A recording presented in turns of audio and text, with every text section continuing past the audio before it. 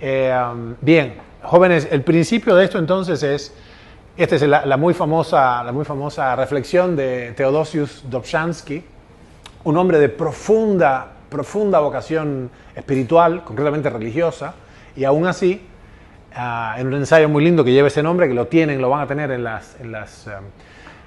digamos, en el documento adicional de lo que van a estudiar, les pedimos que estudien después entre un módulo y otro, es ese paper que lleva el mismo nombre, Nothing in Biology Makes Sense, es decir, nada en la biología tiene sentido excepto en la luz de la evolución.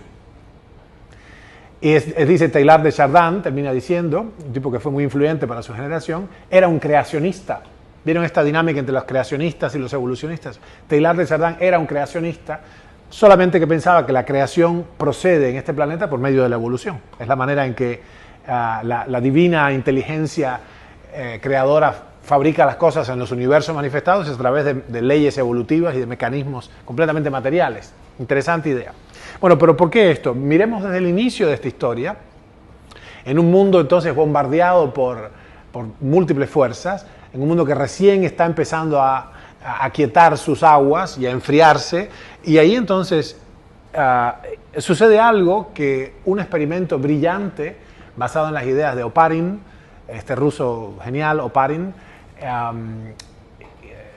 tomó la forma de un experimento que le valió toda una vida de carrera a Stanley Miller, y es el experimento precisamente de Miller y Urey sobre la síntesis o la génesis abiótica de compuestos orgánicos. Y esto fue increíble porque esto rompió con siglos de creacionismo infundado y de generación espontánea y otras cosas. Y con algunos gases sencillos, agua, etcétera, de hecho, unos pocos elementos, en el curso de unas cuantas jornadas ya se empiezan a hacer ácidos nucleicos, bases nitrogenadas, azúcares simples, mostrando cómo fue que empezó en el inicio mismo de todo este surgimiento, como decimos, abiótico de los compuestos orgánicos. En el medio después ya las micelas, las primeras vesículas y los primeros agregados supramoleculares, una cosa fascinante.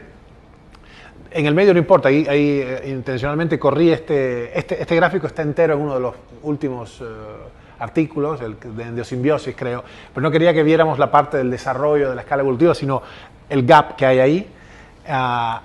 Si lo vemos como una escala, y yo no creo que sea una escala evolutiva, creo que es una espiral, y la escala tiene el sentido de escalera, scala, ¿no? Entonces, yo pienso que hay otras, es obvio que hay otras interacciones. Nunca parece haberse retrocedido en la evolución, pero sí hay muchos meandros y cul-de-sacs y sitios muertos, y hay mucha transferencia horizontal de los genes. Ese término, si por favor lo buscan después, horizontal gene transfer, es muy interesante porque no es una transferencia hacia abajo en el sentido reproductivo, sino hacia los costados, y hay muchas herramientas para eso. Una de ellas, en mi opinión, son los virus. Estos son los virus que conocemos. No tenemos mucha evidencia fósil de los virus, por obvias razones. Yo pienso que los virus eran más complejos antes, en el inicio. No tiene sentido que fueran estructuras menos complejas, sino más complejas que lo que son ahora, y que se dieron, así como las mitocondrias durante la endosimbiosis cedieron parte de su material nuclear al núcleo, de su ADN al núcleo de la célula hospedera, y se quedaron solamente con los 22 genes que codifican para enzimas de la cadena respiratoria. También los virus se quedaron, porque no tiene sentido. Los virus de hoy, los virus del planeta de hoy, ¿son seres vivos los virus? Difícil decirlo. No cumplen ninguna de las funciones, y, sin embargo están allí y parecieran haber sido diseñados por alguien. Un Fago T4 es una maravilla arquitectónica, ingenieril en realidad. Y en mi opinión cumplieron un rol fundamental para la riqueza, conectando pools genéticos. O sea, son realmente emisores alados entre un pool genético y otro, y eso hizo que la heterosis, el vigor híbrido, se incrementara millones de veces, y me parece que sin estas estructuras no se podría haber podido manifestar la vida en la Tierra como la conocemos hoy. Fíjense lo que es esto, o sea, los virus tienen una ingeniería en acción que realmente, con una preciosa matemática, ¿no? Obviamente hay fuerzas atómicas y moleculares que hacen que las formas surjan de esta manera, ¿no? Ya sabemos. pero hay que tenerlo en cuenta. Bien, un paso más adelante en esta escala, entonces los primeros organismos unicelulares, todavía sin núcleo, ¿sí? empiezan a hacer plataformas cada vez. Si lo miramos con un sentido teleológico, que sé que es una mala palabra en biología, pero si lo miramos en términos de lo que sabemos que finalmente ocurrió, que es que hubo la emergencia de la conciencia, de seres que podían manifestar inteligencia y conciencia, lo que vemos es entonces un proceso escalonado realmente, o podemos suponer el surgimiento de formas cada vez más complejas de vida, ¿no? En un punto también entonces, esto es lo mismo, o sea, esto es un flagelo, esta foto me encanta, pero se veía más linda en chiquito. Es difícil fotografiar a estos bichitos en acción, pero uno puede ver que es más compleja. O sea, la emergencia de la complejidad es obvia en la estructura de esta. En algún punto surge también la posibilidad de cosechar la luz. Entonces aparecen los cloroplastos por un lado, a la vez que por otros, cuando emerge por la acción de las algas saprofitas, empieza a oxigenarse el planeta, que hasta entonces había sido un caldo fuertemente reductor, un ambiente fuertemente reductor, y empieza a aparecer el otro costado del par redox, que es el oxígeno. Y lo interesante es que aparecieron entonces sincrónicamente mitocondrias y cloroplastos, o lo que hoy llamamos mitocondrias y cloroplastos, y eran individuos unicelulares independientes. Y decidieron fundirse, no lo vamos a torturar con la endosimbiosis, que ya lo leyeron seguramente el fin de semana.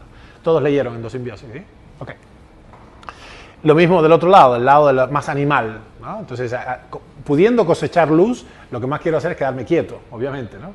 Imagínense si las plantas encima se desplazaran, aunque hay un fototropismo positivo, como sabemos. Pero los animalitos quedaron con las mitocondrias y las plantas con los cloroplastos. En suma, entonces aparece una nueva generación, que son las algas y los hongos, y empieza a hacer esta realmente portentosa complejidad, primero microscópica, después macroscópica. Si todo lo que hiciera falta fuera que hubiera vida, intercambio de sustancia, materia y energía, no veo por qué tendrían que haber organismos multicelulares. Está suficientemente viva la materia de los organismos unicelulares. ¿Están vivos o no? ¿Se reproducen como locos? ¿No? Entonces, pero pareciera ser que la complejidad tiene que llegar a un punto donde tiene que servir de plataforma al surgimiento de la conciencia, ¿sí? E incluso en particular la autoconciencia. Es muy interesante cuando uno deja que la biología salga de sus márgenes estrechos y se mezcle con otras áreas del conocimiento, ¿no? El punto que quiero ver es el punto que estamos haciendo esta historia otra vez, estamos recorriendo la filogénesis otra vez para que entendamos las enfermedades infecciosas de una nueva mirada. Yo sé que ustedes tienen un fuerte entrenamiento en censar, calificar el patógeno y prescribir una bala de plata, un veneno específico para el patógeno, ¿sí o no? Hay tal cosa, este bicho se mata con esta droga. Entonces queríamos hacerlo de otra manera para que se entienda que es mucho más sutil, mucho más profundo lo que pasa ahí, y que hay una manera diferente, realmente diferente, profundamente, fundamentalmente diversa de tratar las enfermedades infecciosas, que va a ser la única manera de tener éxito en el futuro inmediato. Jóvenes, no tan jóvenes, coetáneos míos, se está terminando la era, ya estamos en el ocaso de los antibióticos. Hay que empezar de cero de otra manera. Hay que pensar en términos de interacciones biológicas a un nivel más profundo. Bien, después de los hongos aparece algo ya más complejo aún, que son los invertebrados, marinos en este caso, algunos escondidos por ahí, y siguiendo esta danza, de pronto aparecen los nemátodos, ya una cosa infinitamente más compleja y inteligente, si definimos la inteligencia como la capacidad de discriminar entre circunstancias adversas o no. Y de pronto entonces ya otros bichitos aún, los artrópodos, aún más complejos, pero nuevamente hago señalar que esto empieza siempre en pequeño y de pronto por alguna razón empieza a ser más grande, tanto más grande como para poder. Si ustedes piensan que en un punto el tamaño de las células es el mismo, hace falta cierta masa crítica para que se manifieste una capacidad de inteligencia en particular. Ciertas funciones superiores simplemente no pueden ser alojadas, no suceden con menos de cierta masa crítica neuronal. Y es interesante que entonces aparecen, antes que eso, discúlpeme, bueno, esto lo que les decía es este log-log chart, lo que vemos es que hay una distribución logarítmica de la masa corporal relacionada en este gráfico con la longevidad. También es interesante, yo pensaba anoche, hace falta una cierta longevidad para la manifestación de la inteligencia y la conciencia. Parecía no suceder así nomás.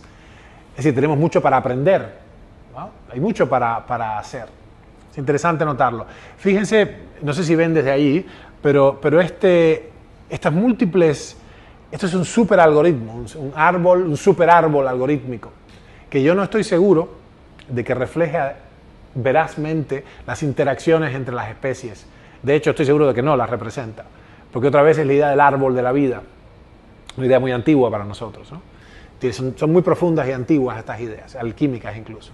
El hecho de que lo seguimos usando ahora, pero fíjense que lo interesante es que, tal y como estamos ahora, ha habido varias extinciones masivas, en todo momento, aun cuando surgían nuevas y más complejas formas de vida, las más antiguas perduraron, ¿sí? Lo mismo pasa, y se puede hablar de una evolución de los receptores hormonales, y esto es muy interesante, lo vengo siguiendo hace rato, es decir, cómo de especie en especie se han conservado ciertos recursos, se ha preservado la estructura de ciertos receptores, y además ha habido después evolución de esos receptores en términos de cuando algo funciona, cuando un mecanismo parece ser exitoso, lo conservo, lo sostengo y sobre esto construyo a niveles más altos de complejidad funcional, ¿no? Bien, esto lo vamos a leer. A mí no me encanta leer, pero en este caso, por favor, leámoslo. La aparición de formas cada vez más complejas de organización biológica, cuyo pináculo parece ser la emergencia de seres con capacidad para experimentar conciencia y emociones superiores, nos ha llevado a concebir la idea de una espiral evolutiva. Estoy subrayándolo para no hablar de escala evolutiva o qué otra palabra se usa, además de escala evolutiva. Bueno, yo prefiero el término espiral evolutiva. Estamos trabajando en términos con diseñadores gráficos y todo para entender, probablemente verlo más adecuadamente, las verdaderas dinámicas interespecie de manera tridimensional. Es decir, no más en un plano, no más con un coso de 2 dimensiones, sino verlo en un poquito más.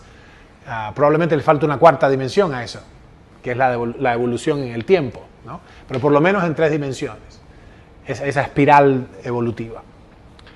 La aparición de formas superiores crea la circunstancia, y aquí viene, crea la circunstancia de que formas rudimentarias que aún persisten interactúan con las nuevas.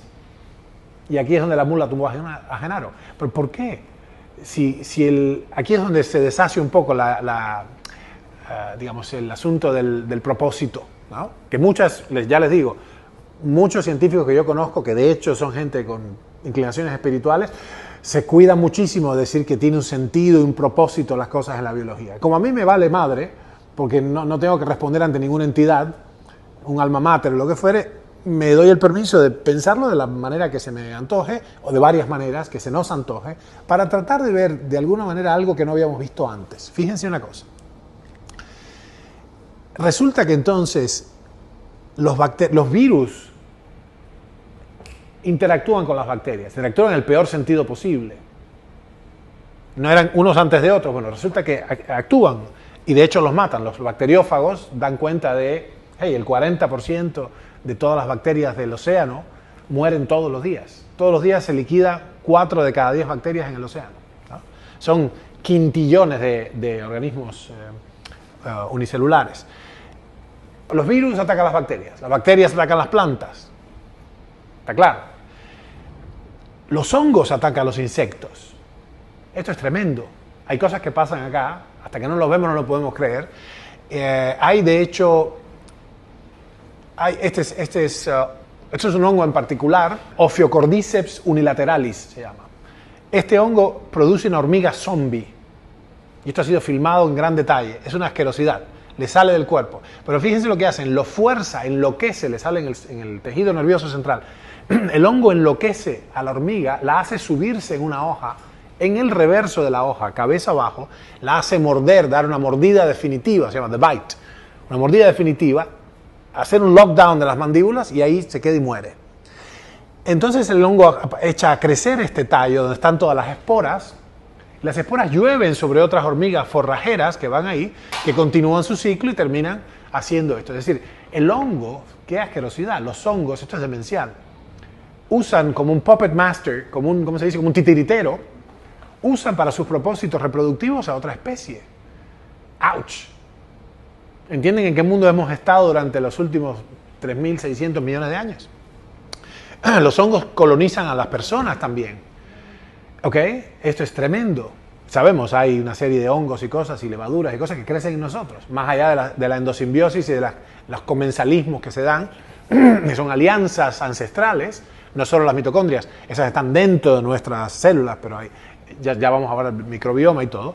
Pero bueno, es muy inquietante la idea de que un hongo pueda colonizar a un ser humano y probablemente invadir su mente y hacerle hacer cosas. Me pregunto, ¿será que podemos ver seres humanos bajo el influjo de los hongos? Es todo un asunto, podemos ver. Es una idea inquietante, pero teníamos que de alguna manera sacarlo adelante, y lo que sí es seguro es que estos helmintos, estos anélidos, esta especie en particular claramente parasita a los animales superiores, los hombres o no. Este es el Cysticercus famoso, el asqueroso Cysticercus, los huevitos en el cerebro del chancho. Esto es terrible. Bueno, Yersinia, la Yersinia, que tiene que haber surgido, no sé, miles de millones de años atrás, Yersinia pestis, ahora entonces habita en las ratas. Esta pulga dichosa pica a la rata, pica al hombre, y es la peste bubónica la que sale de acá. Yersinia pestis. Es decir, estamos viendo entonces, ¿no? Hay múltiples interacciones que no me satisface lo de la escala evolutiva, porque sigue habiendo múltiples interacciones entre las especies más complejas y las menos complejas, todo un asunto. De esto hay mucha evidencia, no sé qué dice, ahí está, mucha evidencia forense, de hecho, y lo que sabemos, por ejemplo, es que, no sé, algo así como una tercera parte de toda Inglaterra, toda Europa, de hecho, sucumbió a la peste en 10 años. Dice, The Black Death entered England, la peste negra entró en Inglaterra en 1348 por este puerto. Mató entre 30 y 50% de la población total del país. Una devastación total. Pero lo que me interesa no es los que murieron, me interesa por qué no murieron todos. Muy interesante, ¿por qué no murieron todos? El punto que quiero hacer en este caso es que nosotros nos hemos entrenado a pensar en términos de usar fármacos xenobióticos, hemos ingenierado ciertas sustancias para combatir estos bichos. Sin embargo, los organismos que sobreviven, hemos sobrevivido, nuestra especie ha sobrevivido, y todas las otras, a miles de millones de años de fuego, de guerra bacteriológica, interespecies. Tenemos muchos más recursos. Lo que estoy queriendo decir parece ser que es una muy buena estrategia, más allá de que nos encantan las drogas inteligentes, las sustancias teledirigidas, las balas de plata, Silberkugel, es muy inteligente y va a ser muy rentable en el futuro inmediato sostener los mecanismos intrínsecos de nuestra especie para combatir diferentes bichos y pestes y agentes patógenos, ¿no? Fíjense, sostener y estimular los recursos que son infinitamente más inteligentes y múltiples y variados, dado que han sufrido 3.600 millones de años de embates para este propósito, ¿no?